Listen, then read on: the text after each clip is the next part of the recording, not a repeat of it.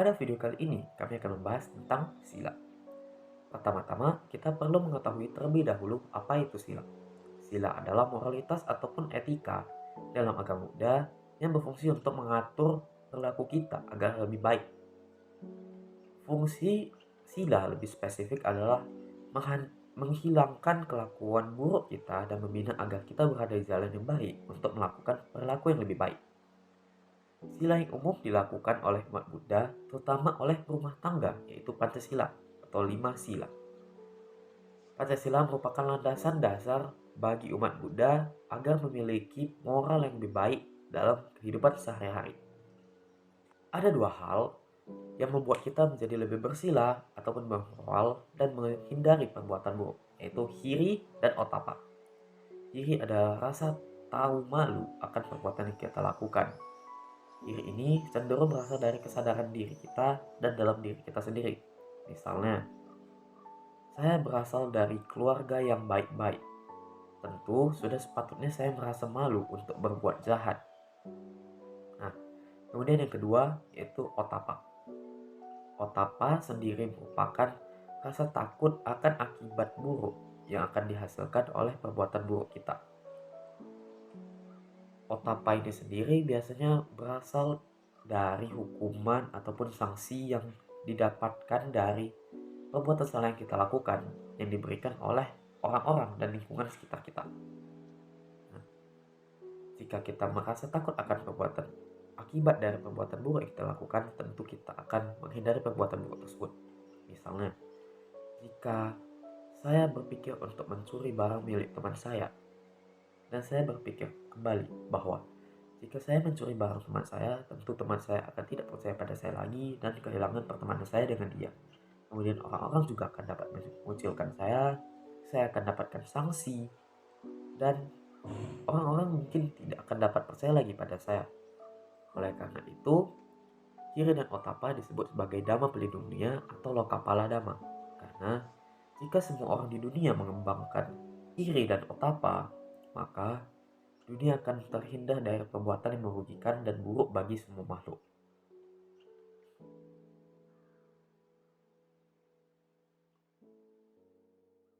Klasifikasi sila.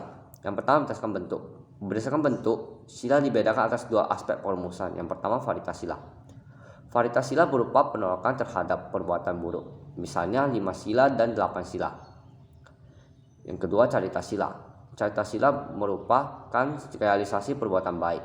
Misalnya Pancadhamma dan nasihat Buddha yang diuraikan dalam berbagai ajaran, yang dimana jika dilaksanakan akan mendatangkan kebahagiaan dalam kehidupan ini dan kehidupan yang akan datang. Kedua, berdasarkan pelaksanaannya. Berdasarkan pelaksanaannya, sila terbagi atas berbagai jenis. Yang pertama, Gahata sila. Gahata sila dirasakan oleh umat perumah tangga. Umat perumah tangga Buddhis memiliki 5 sila wajib yang mendasar. Tetapi mereka juga dapat menjalankan 8 sila pada latihan tertentu. Yang kedua, biku atau bikuni sila. Biku atau bikuni sila dirasakan oleh orang yang telah meninggalkan kehidupan berumah tangga. Aturan bagi para biku atau bikuni ini lebih umum kita kenal dengan istilah Vinaya. Dalam tradisi Theravada, biku menjalankan 227 sila dan bikuni menjalankan 311 sila.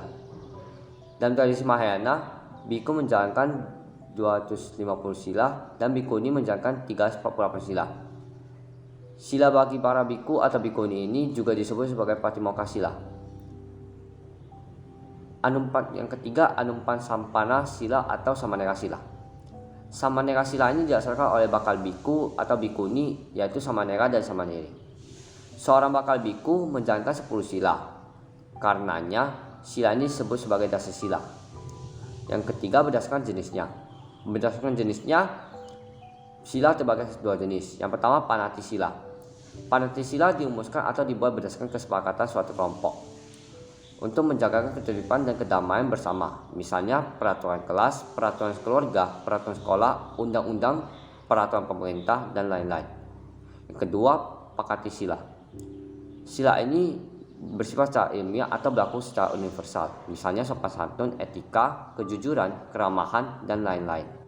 Klasifikasi sila keempat, yaitu berdasarkan tujuan. Berdasarkan tujuannya, sila dapat dibagi menjadi 3, yaitu hina sila, majjhima sila, dan panita sila. Hina sila adalah sila yang dijalani dengan tujuan untuk mendapatkan manfaat duniawi, misalnya untuk mencari simpati, nama baik, atau jabatan. Majjhima sila adalah sila yang dijalani untuk memperoleh manfaat surgawi. Panita sila adalah sila yang dijalani untuk tujuan keterbebasan dari ketamakan, kebencian, dan kekelirutahuan, tanpa mengharapkan pahala kehidupan sekarang atau mendatang. 5 sila. Umat Buddha harus senantiasa melatih 5 aturan moral atau Pancasila dalam hidupnya agar mengakar dan menjadi cara hidup. Sila pertama yaitu memantang membunuh. Pelanggaran sila pertama terjadi jika memenuhi 5 faktor berikut ini. Ada makhluk hidup, tahu makhluk hidup itu hidup, ada niat membunuh, ada kiat membunuh, makhluk itu mati karena kiat itu. Dalam banyak kasus di mana seseorang membunuh atau menyakiti makhluk lain, biasanya penyebabnya adalah karena marah dan benci. Kemarahan dan kebencian membuat banyak orang menjadi lupa diri, kehilangan penyadaran sehingga berusaha menyakiti orang lain, sehingga kemudian ada makhluk yang terbunuh atau tersakiti. Sila kedua yaitu memantang mengambil yang tak diberikan. Pencurian terjadi bila memenuhi 5 faktor. Ada benda orang lain, tahu benda itu ada pemiliknya, ada niat mencuri, ada kiat mencuri, benda itu tercuri karena kiat itu. Agar kita tak berniat mengambil milik orang lain, kita harus puas akan apa yang kita miliki. Jika kita bahagia dengan apa yang kita miliki, maka kita tak akan mengingini milik orang lain. Jikapun keinginan kita tak terbendung, maka kita harus berusaha mendapatkan yang kita inginkan melalui usaha keras dan jujur. Sila ketiga itu berbunyi Kamesu Micasara Weramani Sikapadam Samadhyami, yang artinya aku bertekad melatih diri untuk menghindari perbuatan asusila. Sebelum kita masuk ke pembahasan mengenai asusila, kita harus mengerti dulu apa itu jina. Jina merupakan dorongan nafsu seksual dari dalam diri manusia, sedangkan bentuk tubuh, suara, gerak-gerik, dan tata busana adalah rangsangan dari luar yang membangkitkan nafsu seks. Karena tidak kuat melawan hawa nafsu itu, maka ia terpaksa menuruti hawa nafsu tersebut. Nah, menurut agama Buddha, jina merupakan larangan yang tidak boleh dilanggar dalam Pancasila. Dampak dari melakukan jina antara lain melanggar sila ketiga Pancasila Buddhis. Lalu Sang Buddha pernah berkata, jika seorang berzina, ia akan menerima akibat buruk. Tidur dengan tidak tenang, namanya akan tercela dan akan masuk ke dalam neraka.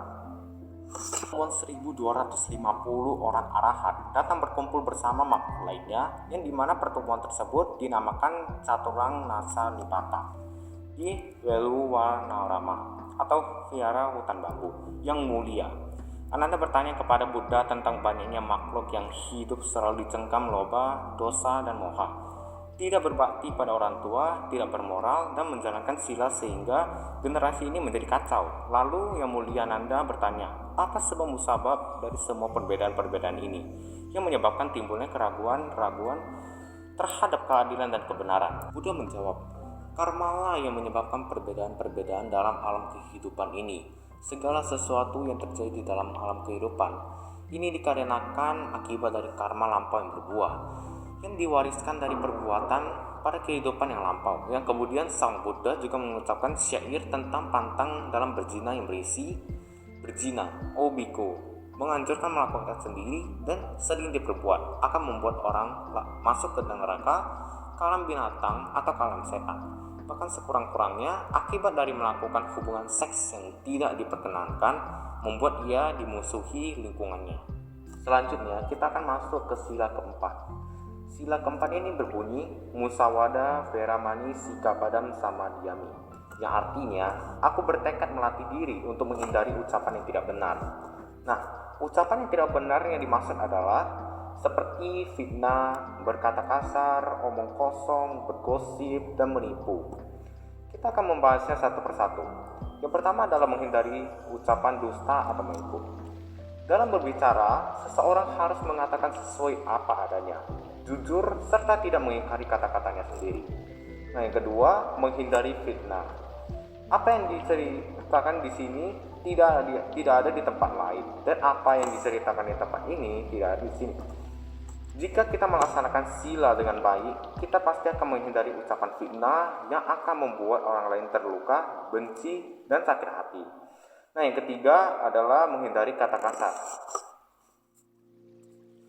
Seseorang harus selalu mengucapkan kata yang tidak tercela, sopan dan menyenangkan, serta mengembirakan dan disukai. Yang keempat adalah menghindari ucapan tidak berguna. Dalam menghindari ucapan tidak berguna, seseorang membicarakan hal-hal yang bermanfaat saja. Tidak berbicara hal-hal yang tidak senonoh, serta kata yang mendorong pembacanya memperoleh sesuatu yang baik, yang bermutu untuk pembicaranya. Nah, manfaat dari menjalankan sila keempat ini yaitu kita berlatih untuk menghindari ucapan tidak benar, yaitu kata-katanya selalu dipercayai orang lain, sering dipuji, memiliki banyak sahabat, dan ucapannya menjadi pedoman yang hidup yang benar. Katakan sebelumnya, di dalam syariat Buddha juga terkandung hukum karma dari sila keempat, yaitu menipu, yang dimana isinya adalah menipu. Biku menganjurkan melakukannya sendiri dan sering diperbuat akan membawa orang ke alam neraka dan binatang atau ke alam setan. Bahkan sekurang-kurangnya akibat dari menipu dan mencelakakan orang lain adalah membuat ia terakhir kembali menjadi anjing atau babi. Bergosip, biku menganjurkan melakukannya sendiri dan sering diperbuat akan membawa orang ke neraka, ke alam binatang atau ke alam setan. Bahkan sekurang-kurangnya akibat dari sering menceritakan orang lain membuat ia ditinggalkan oleh kawan-kawannya. Berkata kasar, biku menganjurkan melakukannya sendiri dan sering diperbuat akan membawa orang ke neraka, ke alam binatang atau ke alam setan. Bahkan sekurang-kurangnya akibat dari berkata kasar membuat ia menerima kata-kata yang tidak menyenangkan. Mengobrol kosong, biku menganjurkan untuk melakukannya sendiri dan sering diperbuat akan membawa orang ke neraka, ke alam binatang atau ke alam setan. Bahkan sekurang-kurangnya akibat dari mengobrol kosong membuat ia dapat berbicara dengan tidak jelas. Yang selanjutnya adalah berdusta. Biku menganjurkan melakukannya sendiri dan sering diperbuat akan membawa orang ke neraka, ke alam binatang atau ke alam setan. Bahkan sekurang-kurangnya akibat dari berdusta membuat ia sering mendapatkan tuduhan palsu. Nah, yang terakhir adalah memfitnah. Biku menganjurkan melakukannya sendiri, sering diperbuat akan membawa orang lain masuk ke neraka, ke alam binatang atau ke alam setan. Bahkan sekurang-kurangnya akibat dari memfitnah dan mengadu domba membuat ia muntah darah. Selanjutnya sila kelima yang berbunyi Surameraya Maja Pamadatana Weramani Sikapadam Samadhyami, yang artinya aku melatih diri untuk menghindari segala minuman dan makanan yang dapat menyebabkan kelemahannya kesadaran. Hilangnya pengendalian terhadap kesadaran dapat mengakibatkan hilangnya pengendalian terhadap pikiran, ucapan, dan perbuatan. Melanggar sila kelima ini, kesadaran hilang dan dapat membahayakan dirinya sendiri. Pelanggaran akan sila kelima dapat terjadi apabila kita ada memiliki niat untuk memakan atau meminum minuman yang dapat melemahkan kesadaran seperti bir atau minuman lainnya. Nah, kemudian timbul gejala mabuk-mabuk. Dan yang terakhir yang paling berbahaya adalah dapat menyebabkan ketagihan apabila kita tidak mengonsumsinya. Buddha yang sebelumnya juga terkandung apabila kita melanggar sila kelima, yakni meminum minuman keras. Biku menganjurkan melakukannya sendiri dan sering diperbuat akan membawa orang ke neraka, ke alam binatang atau ke alam setan. Bahkan sekurang-kurangnya akibat dari minuman keras dapat membuat ia mabuk, ketagihan, dan tidak dihormati orang lain. Pada hari tertentu, seperti pada hari Uposatha, yaitu setiap tanggal 1/8/1523 penanggalan bulan, umat Buddha berumah tangga dianjurkan untuk menjalani 8 sila yang biasa disebut Atthasila. Atthasila terdiri dari Pancasila Buddhis ditambah dengan 3 sila lainnya, yaitu 1. Aku bertekad akan melatih diri menghindari makan makanan setelah tengah hari. 2. Aku bertekad akan melatih diri untuk tidak menari, menyanyi, bermain musik, pergi melihat tontonan-tontonan, menghindari memakai bunga-bungaan, wangi-wangian dan alat-alat kosmetik untuk tujuan menghias dan mempercantik diri. 3. Aku akan bertekad untuk melatih diri menghindari penggunaan tempat tidur dan tempat duduk yang tinggi dan mewah. 8 atau atasila tidak wajib dilakukan, namun menjalani atasila dapat membantu kita untuk melepaskan kemelekatan pada kesenangan duniawi.